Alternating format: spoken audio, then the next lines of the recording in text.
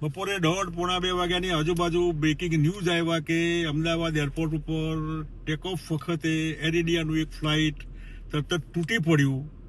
લગભગ 242 જેટલા passenger crew સાથે હતા. આવા સમાચાર હતા. મેં વેરીફાઈ કરવા મિત્રોને પૂછ્યું તો આ સાચું હતું. જે રીતે આ બન્યું એમાં હું માનું ત્યાં સુધી જે કંઈ બ્લેક બોક્સમાં નીકળે એ બધું, પરંતુ મને જે સમાચાર મળ્યા કે પૂર્વ મુખ્યમંત્રી વિજય રૂપાણી પણ એમાં હાજર હતા. મેં વેરીફાઈ કર્યું, હમણાં કન્ફર્મ કર્યું તો આપણા વચ્ચે રહ્યા નથી. આપણને બહુ દુઃખ થાય, સ્વાભાવિક. જે મિત્રો નથી રહ્યા બધા માટે દુઃખ થાય. એટલે વિજયભાઈના પરિવારને સાંત્વના મળે, એમના આત્માને મોક્ષ મળે, અને પરિવારજનો જે બધા આખા પરિવારના બધા, અને બીજા મિત્રો જે ડોક્ટર હતા અને નીચે જે લોકો હતા જેના ઉપર આ પ્લેન પડ્યું એ પણ બહુ ખરાબ રીતે જખમી થયા, અને ઘણા બધા મિત્રો સ્વર્ગવાસી પણ થઈ ગયા.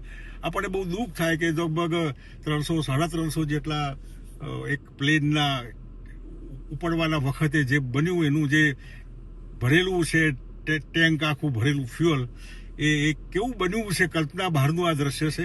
આપણને બહુ દુઃખ થાય.